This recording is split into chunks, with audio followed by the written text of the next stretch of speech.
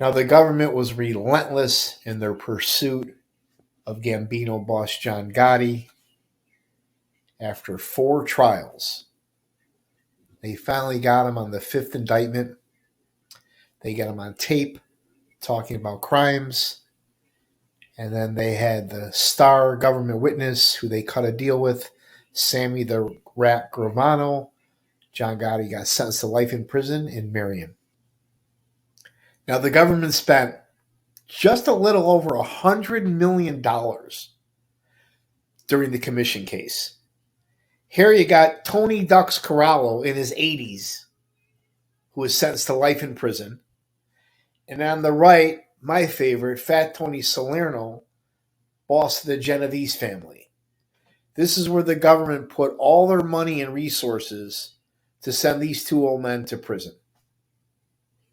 Now, going back to the Kennedy days, we had a lot more serious enemies to worry about than men like this. We had to worry about the Soviet Union. We had to worry about Fidel Castro. We had to worry about that nut in Iran. And the whole time the government's focused on putting Tony Arcardo and Carlo Gambino and men like that in prison. Here's Joe Batters at a Senate hearing. Now, going back to the Al Capone gang, the old 42 gang, boss was called off at Joey Aiuppa. This man led with an iron fist. He was definitely believed in violence. He was under surveillance by the FBI for years. They never really got him on nothing serious. However, him, Jackie Cerrone, and some guys from Kansas City eventually went to prison on the Las Vegas skimming case. Here's everybody's favorite wise guy, Lumpy, Joey the Clown Lombardo. He came home from prison in the early 90s, and he was behaving himself, laying low. Fast forward 2005, he gets pinched in the family secrets indictment. He was allegedly one of the guys that killed Danny Seifert. Joey denied it. I was at that trial. I felt the government had pretty strong evidence against him, but definitely not a slam dunk. However, the jury found him guilty and gave him life in prison in his 80s.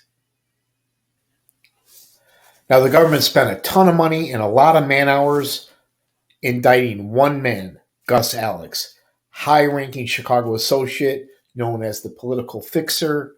Lenny Patrick was the star witness. He wore a wire against Gus Alex, and they had him on tape. Gus Alex was telling Lenny Patrick to be careful because he was paranoid. They would also use the doctors as messengers. There's a nice aerial view of the ADX Supermax prison in Colorado.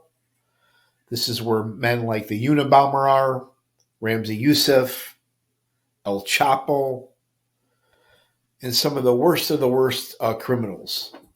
It's also the place where they sent Joey Lombardo to die in his 80s, and Jimmy Marcello.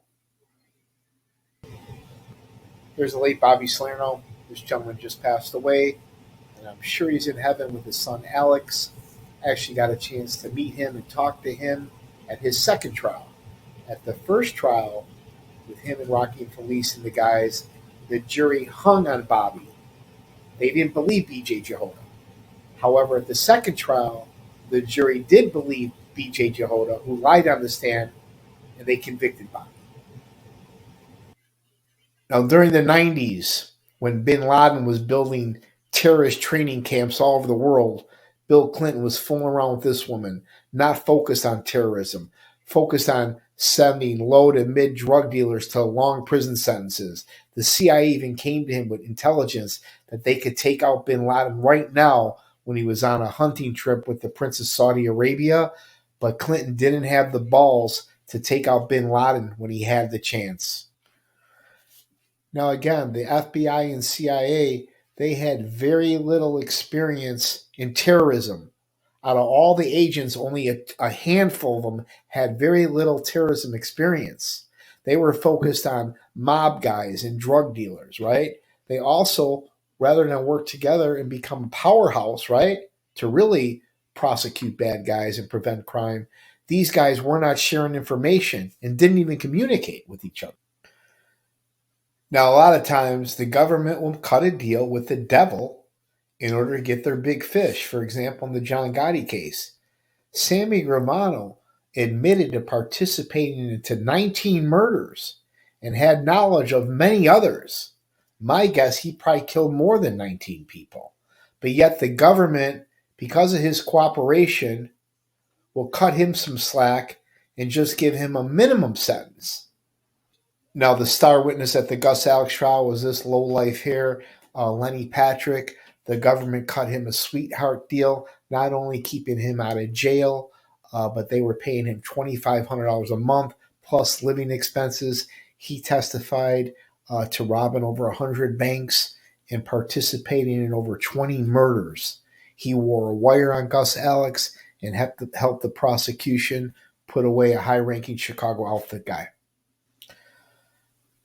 This is one of the worst men I've ever seen, B.J. Jehoda. I've seen him testify and lie on the stand against Bobby Salerno. He actually lured his best friend, Hal Smith, to his death. He testified that in order to stay out of jail, he decided to wear a wire and cooperate. He also said that the government paid him $5,600 a month for living expenses. There's a star witness at the Family Secrets trial, Nick Calabrese. He doesn't look like a killer, but this guy is stone cold. He testified he participated in 14 murders and had information on a dozen or so other murders by the Chicago outfit. At the end, Judge Zagel gave him 12 years for his cooperation. With time served, he did 5. He's out today. There's public enemy number 1. Now, back in the day, the FBI was so focused on organized crime, they had organized charts of the guys in New York, Philly, Detroit, Chicago. They were relentless in their pursuit of organized crime guys, and they had very little knowledge who Osama bin Laden was and had no idea, very little experience in terrorism. Now, the 1993 World Trade Center bombing should have been a huge wake-up call for our president, our government, our leaders, the FBI, the CIA. We should have definitely steered our focus on terrorists rather than low to mid drug dealers and organized crime guys. This was just the beginning, as we all know. Now, before the attacks on September 11th, Al-Qaeda also attacked the U.S. coal ship, where we lost a couple hundred of our soldiers, our sailors. This was another planned attack while the United States government, FBI, slept. You think by then, after this, they would repivot and focus on terrorism 100% and lay off organized crime. Now, I always ask people where they were on this horrible day. I happened to be at the Marina Towers. I had a little studio there, downtown Chicago. This horrible attack on U.S. soil definitely could have been prevented if our president, our government, the FBI, CIA were on their game. They were more focused on organized crime than terrorists. Now, while we were locking up low to mid drug dealers, giving them 20, 30, 40 years in prison, and investigating and locking up mob guys in New York City, Philly, Detroit, Chicago, our enemy, Osama bin Laden and Al-Qaeda, were setting up terrorist training cells all over the world to attack us. You know, I had a guy, an associate in the Grand Avenue neighborhood, ask me one time, how come the government doesn't use the same strategic tactics to catch cartels as they do wise guys? These cartels are as strong as ever, and they continue to poison all of our cities and small towns in our country, destroying many lives. So the government finally accomplished their goal. They locked up all the mob guys, and now the street gangs took control. It's a great time to be a thug. The carjackings and shootings between gangs is nonstop, anywhere from 20 to 60 shootings every weekend in Chicago. You lock a few of them up, and it's just a matter of time where the judge gives them out on I-bond. Now, these mob smash and grabs, along with carjackings, go on every single week, especially when it gets nice out in all the nice neighborhoods in Chicago, right? These criminals would have never have gotten away with this back in the day when the Chicago outfit was controlling the streets. The police are afraid to even arrest these thugs. You know, a lot of people ask, is the mob still active today? What is the mob up to today? The answer is there is no more mob. All the old mobsters died or in prison, and the few that are left have all went legit. The real question is, who's the new mafia? Right here, our U.S. government. Now, they're not going to beat you up or kill you. They've got other ways of destroying your life. For example, God forbid some lady loses her husband. She doesn't have the money. She's a widow. She doesn't have the money to pay her taxes. She gets behind on rent. She gets behind on taxes. And they take her house from her. Rather than work with her and put her on some kind of a payment plan, they take her out and put her on the streets. Now, a huge racket for the state of Illinois is the Illinois tollway. God forbid you don't have a transponder and you blow a toll. Say the toll's $1.50. You have to pay $20 for a $1.50 toll. If you don't pay the $20 toll, it can go up to $150 for $1.50. After you get multiple unpaid parking tickets, they suspend your license, plus add on interest. Now, in the corrupt city of Chicago, if you have 2 or more unpaid parking tickets, you qualify for the Denver boot. Not only do you have to pay all your tickets plus interest, but you have to pay to get your boot off your car. And I remember years ago, Mikey Switek was able to pull his boot off his car. Now, in our great country, they're real quick to suspend a guy's license if he has 2 or more camera light tickets, 2 or more unpaid parking tickets. If he has more than 10 unpaid tolls, they will suspend your license. If you get caught driving a suspended license, you can end up in jail.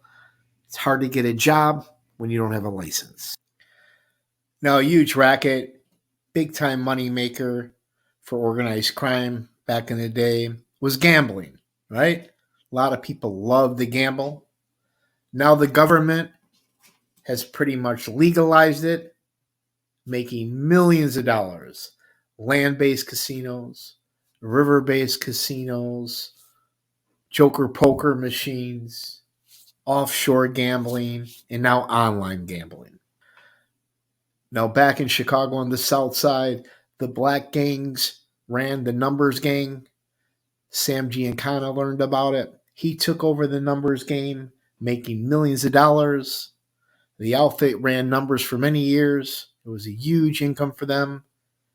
Now the government runs their own numbers game called the lottery, and several executives in the lottery have been indicted for stealing. Now, back in some of the patches like Taylor Street, Grand Avenue, Melrose Park, Bridgeport, you had loan sharks every other block that were more than happy to loan you money. But God forbid you got behind in your payment, you could get seriously hurt or even killed, or probably sign over your car, your house, or business. Now the government has payday loans at 300%, 400%, 500% interest, but they won't beat you up, but they'll definitely drain your bank account. Now, we all know back in the day, there was a lot of money to be made in marijuana. What does our government do? They legalize marijuana and tax it. The vast majority of states now all have dispensaries. They're all pretty high-end. You get a nice variety of there, flour, edibles, drinks, lotions, multi-million-dollar business. Thanks a lot, guys, for watching. If you like my Chicago mob trial stories, please hit the like button, share with your friends, subscribe, and I always look forward to reading your comments. If you have any suggestions for any upcoming shows, please let me know. Thanks a lot.